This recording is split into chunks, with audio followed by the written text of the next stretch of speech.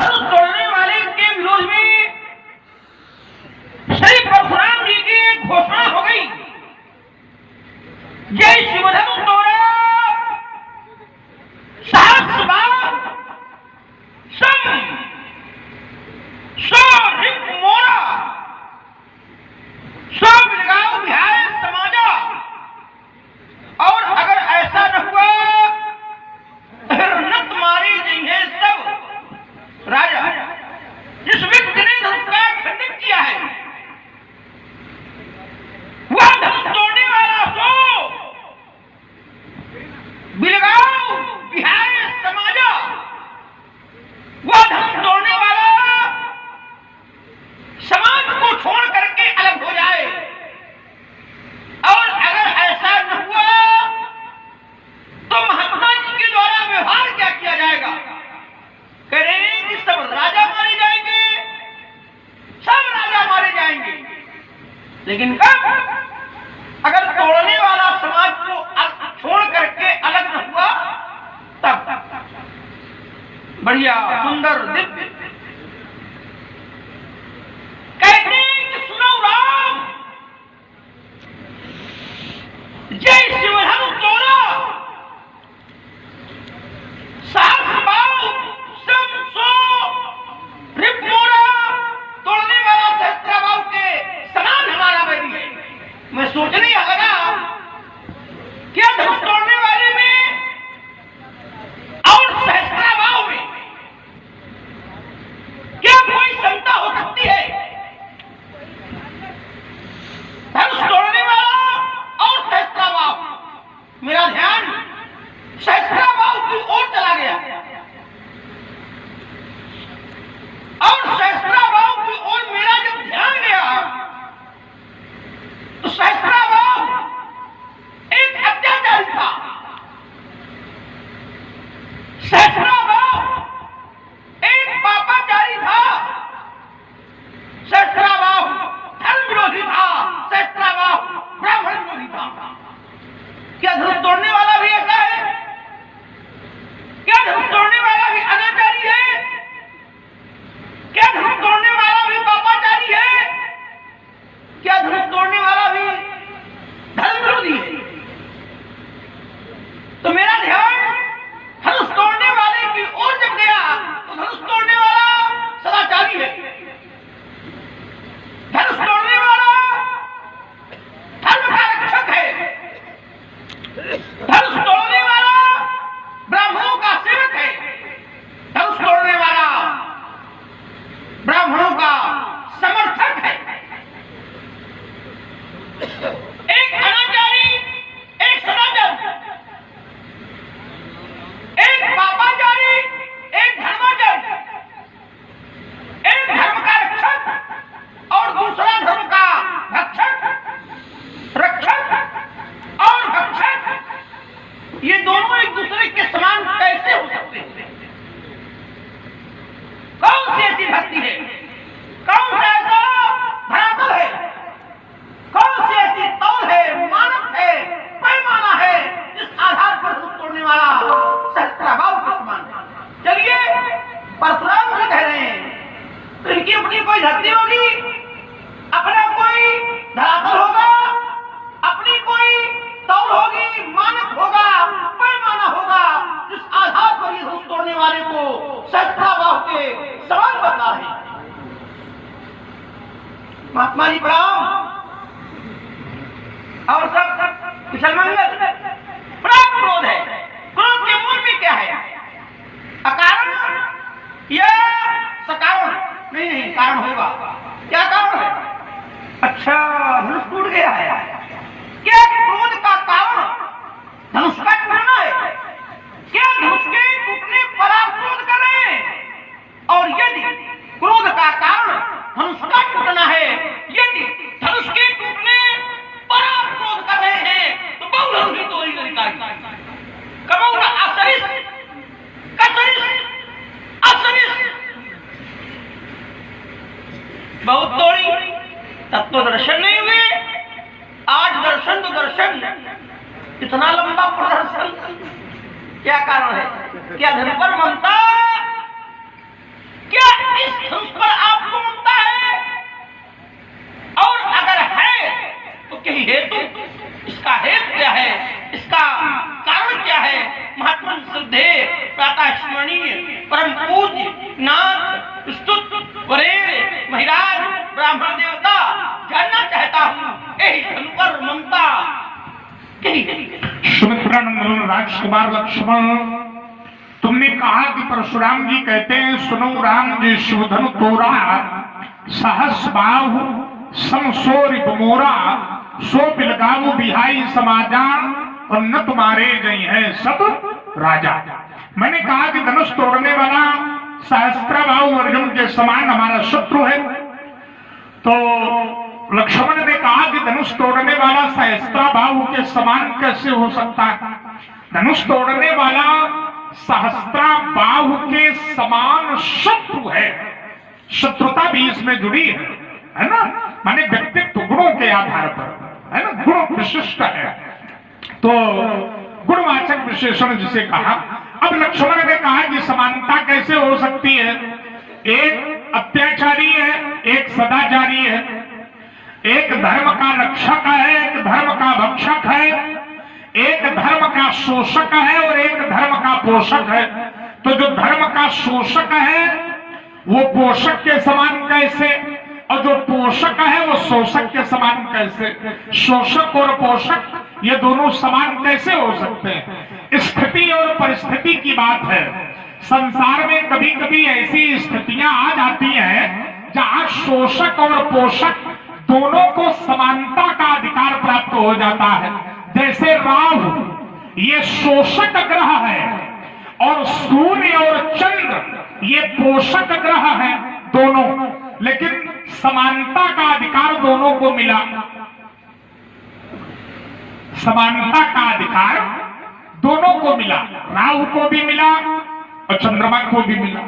यद्यपि राहु चंद्रमा का शोषण करता है, माने ग्रहण लगता है, शोषण तो करता है, और ये बात जग विदित है, सर्व विदित है, सभी जानते हैं, ऐसा भी नहीं कोई न जानता हो। तो राहु चंद्रमा का शोषण करने के बाद भी उसी पंक्ति में बैठने का अधिकारी है जिस पंक्ति में चंद्रमा सूर्य मंगल बृहस्पति इत्यादि ग्रह बैठते हैं। यद्यपि राहु शोषक है और चंद्रमा और सूर्य तो वास्तविक पोषक है, लेकिन पूर्णमासी को माने पूर्णिमा को चंद्रमा का शोषण राहु करता है और अमावस्या को सूर्य का शोषण राहु करता है, लेकिन दोनों को समानता का अधिकार प्राप्त है। तो ये स्थिति और परिस्थिति के अनुसार होता है। शोषण करने वाला भी किसी स्थिति और परिस्थिति के अनुसार, देश काल के अनुसार पोषक की बराबरी में खड़ा हो जाता है, पोषक के बराबर हो जाता है। ऐसे कई सिद्धांत हैं, ऐसे कई प्रमाण हैं। इसलिए राजकुमार, और देखिए यहाँ पर भी धनुष तोड़ने वाला बहुत अच्छा होगा, मुझे कोई आपत्ति नहीं। धनुष तोड़ने वाला बहुत श्रेष्ठ होगा, मुझे कोई आपत्ति नहीं। धनुष तोड़ने वाला पूज्य है, मुझे कोई आपत्ति नहीं। लेकिन धनुष तोड़ने वाले ने जो कर्म किया है वो कर्म हमारे पक्ष का नहीं है, माने मेरे पक्ष का नहीं है, हमारे विपक्ष का है। जिस धनुष से हमने धनुर्विद्या को प्राप्त किया है उसी धनुष को धनुष तोड़ने वाले ने तोड़ा है, और जब उसी धनुष को तोड़ने वाले ने तोड़ा है तो धनुष तोड़ने वाला मेरा मित्र नहीं हो सकता, वो तो मेरा शत्रु ही होगा। इसलिए मैंने कहा सुनो राम जय शिव धनु तोड़ा तो सहस बाहु सम सो रिपु मोरा सो बोलत तो ही सभार और धनु ही संत्र पुरारी धनु विदित सकल संसार। महाराज विचारों का द्वंद्व है, आवश्यकता भी विचार विनिमय की है, विचारों के आदान प्रदान करने की है। आपने अपने कठोर कथन में जो वक्तव्य प्रस्तुत किया मैंने बड़े ध्यान से सुना और उत्तर स्वरूप में निकल करके आया कि नियम नियम होता है और अपवाद अपवाद होता है। ध्यान देना, नियम होता है, नियम का खंडन ऐसा लगता है कि अपवाद कर सकता है, लेकिन ईमानदारी तो ये है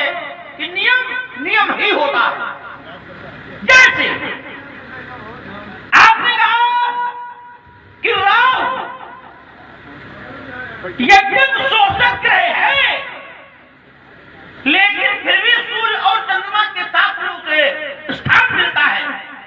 सूर्य और चंद्रमा के साथ में उसकी पूजा होती है। सूर्य और चंद्रमा के साथ में उसे नवग्रह मंडल में सम्मिलित किया जाता है। अब चलिए जरा, तो इनके कर्म के कारण सम्मिलित किया जाता है, यह परमात्मा की ऐसी कुछ कृपा हो जो सम्मिलित किया जाता है। अंतर है क्या इनके कर्म के कारण इन्हें सम्मिलित किया जाता है? समाज में अच्छों की भी पूजा होती है, लेकिन कुछ लोग ऐसे होते हैं जो दुष्टों की भी पूजा करते हैं। तो क्या नियम ये बन जाएगा कि दुष्टों की भी पूजा करनी चाहिए? क्या नियम ये बन जाएगा कि दुष्ट भी पूज्य होते हैं? नियम ये नहीं है। करने वाले लोग कभी कभी दुष्टों की भी पूजा कर लिया करते हैं। और क्यों करते हैं? ये हमारे काज में सहायक बने, बाधक न बने। आचार्य प्रबल ने मानस की रचना की तो साधुओं की पूजा बाद में की, लेकिन दुष्टों की पूजा पहले की। क्योंकि इसलिए कि दाहिने बाएं जिनका कोई किसी से मतलब नहीं है, लेकिन अकारण ही वैर, अकारण सब काहू सो, और जो करहित अनहित काहू सो। उन्होंने कहा उनकी वंदना में साधारण नहीं करता हूं, घरों की वंदना मैं करता हूं। और कैसे करता हूं? तो कहा बंदो खल जस शेष सरोसा और सहस नयन देखे पर दूसरा। मैं खलों की वंदना ऐसे करता हूं जैसे भगवान शेष भी करता हूं। अब अंतर क्या है? भगवान शेष सहस्त्र मुखों से ईश्वर गुणानुवाद करते हैं, लेकिन खल सहस्त्र मुखों से उनके होते नहीं है। लेकिन जब बुराई करते हैं तो ऐसा लगता है कि इनके एक मुंह नहीं, इनके हजार मुंह खुल गए। दुष्टों की भी पूजा होती है, लेकिन नियम ये भी बनता है कि पूजा दुष्ट की होनी चाहिए। ये सामने वाले की श्रद्धा पर, सामने वाले के विवेक पर निर्भर करता है। राव की पूजा क्यों हुई? संसार जानता है।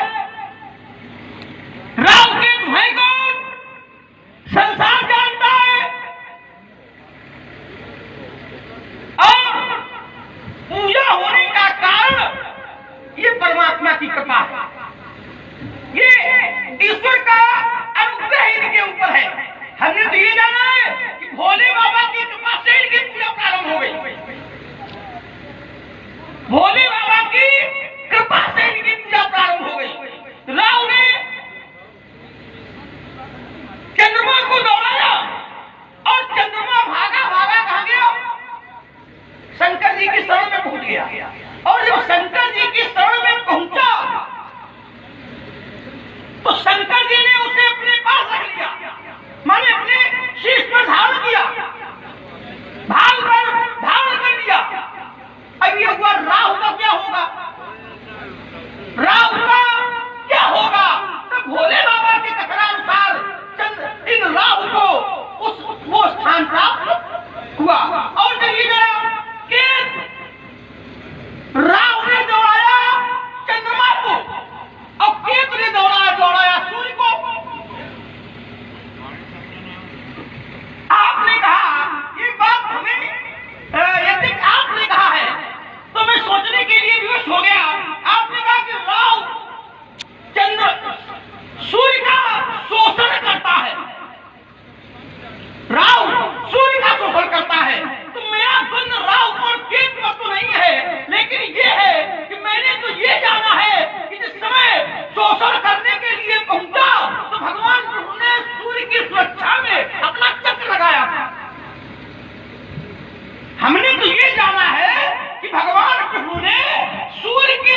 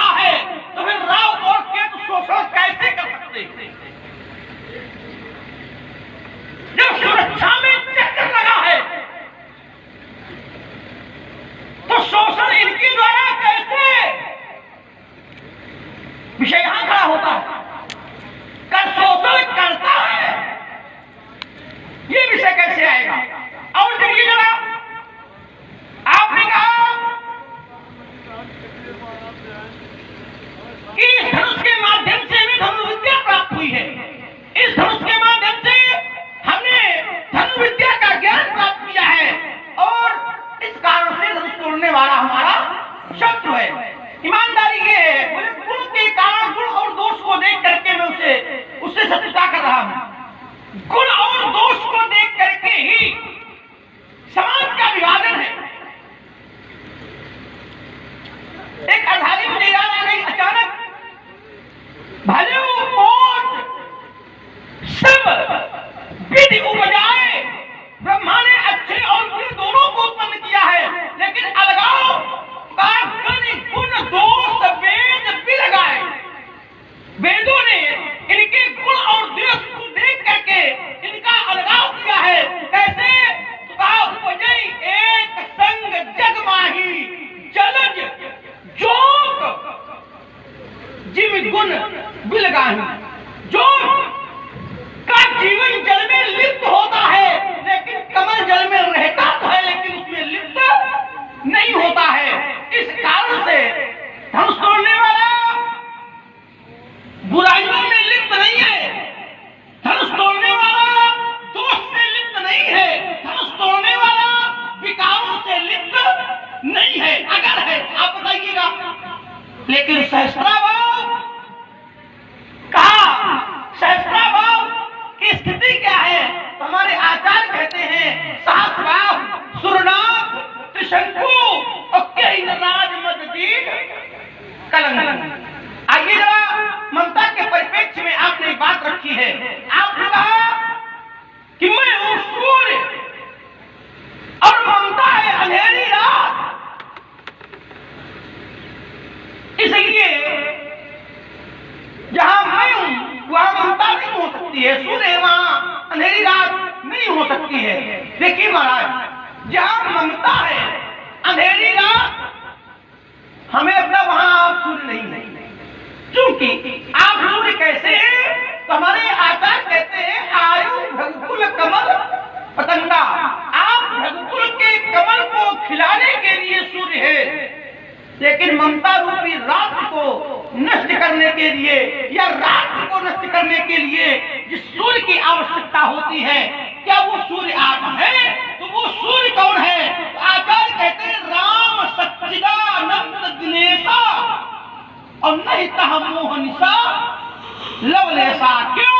क्योंकि सहज प्रकाश रूप भगवाना और नहीं तह पुनि विज्ञान निधाना। मैं दिवाली पर अनुग्रह लगाता। लक्ष्मण का एक वाक्य हमें बहुत अच्छा लगा।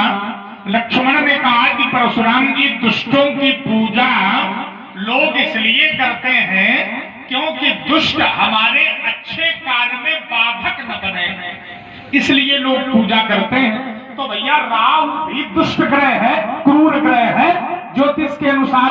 तो क्या राहु की पूजा इसलिए लोग करते हैं कि हमारे शुभ कार्य में बाधक न बने? शांत रहे, शांत रहे। अब देखिए परिवर्तन हुआ कुछ। पहले इन्होंने कहा था कि बाधक न बने, अब इन्होंने परिवर्तन करके कहा कि शांत रहे वो। अतः शांत रहने के लिए भी पूजा नहीं है। ध्यान देना, लोग क्या कहते हैं? देखिए एक श्लोक में पढ़ रहा हूं, लोग क्या कहते हैं? तो कहा ब्रह्मा मुरारी त्रिपुरांतकारी भानु शशि भूमि सुतो बुधश्च गुरुश्च शुक्रः शनि राहु केतवः। फिर कहा कुर्वन्तु सर्वे मम सुप्रभातम। कुर्वन्तु सर्वे, सभी करें, क्या करें? मम सुप्रभातम, हमारा जो प्रभात है वो शुभ करें। शुभ का मतलब सुंदर करें, शुभ का मतलब प्रसन्नता से युक्त करें, शुभ का मतलब मोद से युक्त करें।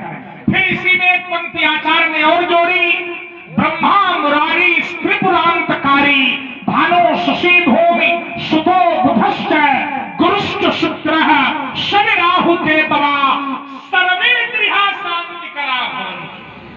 सभी ग्रह शांति करें। तो यदि दुष्टों से शांति की वंदना है, जो दुष्ट ग्रह माने राहु केतु इत्यादि जो दुष्ट हैं उनसे भी शांति की मांग है, तो फिर अच्छे ग्रहों से भी शांति की मांग है। बृहस्पति तो दुष्ट नहीं है, मंगल तो दुष्ट नहीं है, सूर्य तो दुष्ट नहीं है, बुध तो दुष्ट नहीं है, लेकिन उनसे भी शांति की मांग है। गुरुवंतु सर्वे ग्रहा शांति करा। तो क्या करने के लिए है? राहु की पूजा क्या केवल शांति करने के लिए है? अरे मैं तो ये कहता हूं कि आचार्यों के द्वारा कहा गया कि राहुर बाहुबलम करोत केतुः कुलस्योन्नति। एक श्लोक है कर्मकांड का, सुना होगा सबने आचार्यों के मुख से। राहुर बाहुबलम करोत, लोग राहु की पूजा करते हैं क्योंकि राहु बाहुबल को प्रदान करता है, और केतु कुलस्योन्नति, जो केतु है वो कुल की उन्नति करता है। तो क्या जो दुष्ट होगा क्या वो आपके कुल की उन्नति करेगा? और ये दुष्ट है, लेकिन फिर भी केतु कुलस्योन्नति है ना। गुरु से गुरुता की प्राप्ति होती है। कैसे? तो कहा गुरु मथेन्दु रुच्च पदवी सन्मंगलम मंगला, सूर्यम सौर्य मथेन्दु रुच्च पदवी सन्मंगलम मंगला। मंगल हमारा मंगल करे, सूर्य हमें उच्च पदवी प्रदान करे, बृहस्पति हमें गुरुता प्रदान करे, शुक्र हमें पुष्ट करे, है ना, इत्यादि। ये सब वंदनाएं हैं, ये सब अलग अलग अपने भाव हैं, ये आचार्यों के मत है, तो ये कोई आवश्यक नहीं है। हाँ, एक बात तुम्हारी और हमें कुछ ठीक लगी जो हमारे पक्ष में आई। तुमने कहा कि ये परमात्मा की कृपा है कि अपूज्य भी पूज्य हो जाता है। इस बात के विरोध में नहीं जाएंगे। इसलिए नहीं जाएंगे क्योंकि अगर हम इसके विरोध में चले जाएंगे तो हम भगवान की कृपा के विरोध में चले जाएंगे। अगर मैं ये कह दूंगा कि इसमें भगवान की कृपा नहीं है तो मैं कृपा के विरोध में चला जाऊंगा। इसलिए इस बात का विरोध में नहीं कर सकता कि परमात्मा की कृपा, परमात्मा की कृपा तो प्रायः इन सभी पर है, परमात्मा की दया तो प्रायः इन सभी पर है। जो व्यक्ति बहुत बुरा हो उसकी भी पूजा होने लगे तो सीधी बात है कि भगवान की कृपा है। जो बहुत अच्छा है उसकी भी लोग निंदा करने लगे तो इसमें भी परमात्मा है बीच में। तो जब सब स्थान पर परमात्मा ही है, जब सब परमात्मा के द्वारा ही है, जब सब परमात्मा की प्रेरणा के आधार पर ही है, तो लक्ष्मण को ये भी मान लेना चाहिए कि परशुराम का विरोध भी परमात्मा की प्रेरणा के आधार पर है, परमात्मा की कृपा के आधार पर। क्यों? क्योंकि जो लोग ये मानते हैं कि ये सब परमात्मा ही करवा रहे हैं, ये सब परमात्मा की कृपा है, ये सब भगवान की दया है, भगवान की प्रेरणा से हो रहा है, तो फिर वो किसी का विरोध नहीं करते। क्यों? मानस का एक बड़ा सुंदर दोहा आचार्य ने कहा, उमाज राम चरण रत विगत काम मद क्रोध, तो कहा निज प्रभु में देखे ही जगत तो के ही सन करही विरोध। फिर वो विरोध नहीं करते, लेकिन तुम्हारे द्वारा तो मेरा अपमान हो रहा, तुम्हारे द्वारा तो मेरा विरोध हो रहा। पहला बिंदु। द्वितीय बिंदु ये है, तुमने एक बहुत गहरी बात कही है, उस पर भी हमारा थोड़ा चिंतन है। तुमने कहा कि सूर्य की रक्षा करने के लिए भगवान ने अपना चक्र निर्धारित किया है कि जब ग्रहण का समय आता है तो वो चक्र जो भगवान का है सुदर्शन, वो सूर्य के चारों तरफ परिक्रमा करता है, माने घूमता, और राहु से सूर्य की सुरक्षा करता है, ये जाना है। अच्छा, राहु केवल सूर्य का ही ग्रहण तो करता नहीं है, चंद्रमा का भी ग्रहण करता है। तो सूर्य के चारों तरफ तो भगवान ने चक्र को लगा दिया कि सूर्य का ग्रहण न होने पावे, जिसके भय से राहु नहीं पहुंचता है। लेकिन चंद्रमा के प्रति भगवान ने ये फिर उत्तरदायित्व क्यों नहीं निभाया? ग्रहण तो दोनों का पड़ता है, सूर्य का भी पड़ता है और चंद्रमा का भी पड़ता है। तो सूर्य के चारों तरफ तो चक्र निर्धारित कर दिया गया कि जाओ भाई सुरक्षा करो, राहु स्पर्श न करने पावे, ध्यान देना। लेकिन चंद्रमा के प्रति भगवान ने ये उदारता क्यों नहीं दिखाई? यद्यपि ग्रहण दोनों का लगता है, ग्रहण दोनों पर पड़ता है। ग्रहण का तात्पर्य अवशोषण, अवशोषित, राहु अवशोषण करता है। अच्छा, एक बात और है, तो इसमें भी एक थोड़ा और मैं चिंतन दे रहा हूं कि यदि भगवान ने चक्र को निर्धारित कर दिया सूर्य की सुरक्षा में, तो फिर जब राहु सूर्य पर ग्रहण लगाता है, तात्पर्य ग्रहण बढ़ता है, तात्पर्य अवशोषण करता है, तो फिर सूर्य का जो तेज है वो घट क्यों जाता है? सुरक्षा कर रहा है तो फिर सूर्य का तेज घटना नहीं चाहिए। लेकिन जब राहु अब शोषण करता है सूर्य और चंद्रमा का, तो ग्रहण के बाद जैसे चंद्रमा का तेज घट जाता है वैसे ही सूर्य का भी तेज घटता है। तो ये कैसे माना जाए कि भगवान के चक्र के रक्षा करने के बाद भी भगवान का सुदर्शन चक्र रक्षा करता है सूर्य नारायण की, लेकिन फिर भी राहु के ग्रहण डालने पर सूर्य का तेज कम क्यों होता है? सूर्य निस्तेज क्यों होता है? निस्तेज न कह करके ये कहे कि तेज घट जाता है। निस्तेज में तो बिल्कुल प्रकाश चला जाएगा, तेजहीन हो जाएगा, लेकिन ये नहीं कहेंगे, ये कहेंगे कि घट जाता है, यद्यपि सुरक्षा करता है। जैसे एक बार भगवान ने एक बालक के गर्भ में रक्षा की, किसी कालखंड में, पुराणों का प्रमाण है, भगवान ने एक बालक की किसी कालखंड में गर्भ में रक्षा की। नाम नहीं लेंगे, आप लोग जानते हो, विद्वान हो, पढ़े लिखे हो, ज्ञानी हो, है ना, शिक्षित हो। और लक्ष्मण भी वशिष्ठ की पाठशाला का छात्र है, लक्ष्मण भी शिक्षित है, पढ़ा लिखा है, तो वो भी पहुंच गया होगा मेरी जहां मैं पहुंच रहा हूं। तो एक बालक की रक्षा भी भगवान ने गर्भ में की है। और कैसे की है? तो आचार्य ने कहा कि जब उस बालक को मारने के लिए आतताइयों ने ब्रह्मास्त्र को छोड़ा तो भगवान अंगूठे के बराबर अपने स्वरूप को बना करके उस बालक की रक्षा करने के लिए गर्भ के चारों ओर घूमते रहे। ध्यान देना, इसीलिए उस बालक का नाम पड़ा विष्णुरात। विष्णु राता है, यस्य सह विष्णु राता। राता माने होता है रक्षा करना, जिसकी रक्षा साक्षात विष्णु ने की हो उस बालक का नाम है विष्णु रात। तो विष्णु रात की रक्षा की, उस बालक पर कोई प्रभाव नहीं पड़ा ब्रह्मास्त्र का। लेकिन यदि यहाँ भगवान का चक्र सूर्य की रक्षा करता है तो राहु के ग्रहण डालने पर सूर्य का तेज कम क्यों होता है? इस पर भी थोड़ा चिंतन होना चाहिए। शिष्ट लक्ष्मण है, विद्वान है बालक, कुछ न कुछ चिंतन अवश्य लाएगा, कुछ न कुछ दर्शन अवश्य लाएगा। इसलिए राजकुमार लक्ष्मण मेरा विरोध है। अब तुमने कहा कि वो ममता के विषय में जो रात्रि आपने बताई है उसको हटाने के लिए आप सूर्य नहीं हो। सूर्य कौन है? तो कहा राम सच्चिदानंद दिनेशा। जो सच्चिदानंद है, सच्चिदानंद घन है, वो राम है, और जो राम है वो सूर्य है, और वह ममता रूपी रात्र के लिए सूर्य है। ममता वहां नहीं रहती बेटे। जहां जहां पर जिस व्यक्ति की सूर्य से उपमा है वो वास्तविकता में, जैसे एक स्थान पर आया रघुकुल कमल दिवाकर।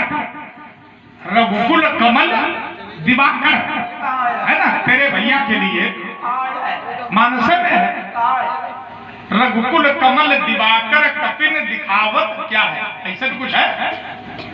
नगर मनोहर है ना, आया है कहीं न कहीं आया है, एक जगह और आया है भानुकुल। हाँ, भानुकुल कमल दिवाकर, बात वही है, भानुकुल कमल दिवाकर। अच्छा, अब एक बात और, भानुकुल अगर सच्चिदानंद दिनेशा मान लिया जाए तो भानुकुल, तब तो और थोड़ा गहराई में जाएगा। भानुकुल कमल, भानुकुल कमल दिवाकर माने सूर्य कुल का भी सूर्य है। ध्यान देना जरा, सूर्य कुल का भी वो सूर्य है। अपने कुल में जो बालक यशस्वी होता, प्रायः पूर्वजों के द्वारा उस बालक को सूर्य से ही उपमा करके रखा जाता है। तात्पर्य सूर्य से ही उसकी उपमा की जाती है, दीपक से उसकी उपमा की जाती है। तात्पर्य जैसे प्रायः लोग कह देते हैं कि हमारे भैया कुल का दीपक है, तो हमारे कुल का दीपक है का तात्पर्य क्या है? हमारे कुल का दीपक होने का तात्पर्य यह है कि हमारे कुल का एक विशिष्ट व्यक्ति है, विशिष्ट बालक है, इसलिए वो मेरे कुल का दीपक है। तो कहीं न कहीं सूर्य से तुलना तो है ही है, सूर्य से जुड़ाव तो है ही है, और वो केवल इसीलिए है कि यहाँ ना जो है मोह है, न ममता है, न राग है, न द्वेष है, न अभिनिवेश है, न अविद्या है, न अस्मिता है। इसलिए राजकुमार लक्ष्मण, तुम्हारा ये कहना उपयुक्त नहीं है कि परशुराम जी आपके जीवन में ममता है। मेरे जीवन में ममता नहीं है, क्योंकि ममता में होती है आसक्ति और मेरे जीवन में आसक्ति नहीं है, इसलिए ममता नहीं है। हाँ, श्रद्धा है, आस्था है, भक्ति है, प्रेम है, विश्वास है, लेकिन ममता नहीं। इसलिए पुनर्विचार की आवश्यकता है। चलिए महाराज,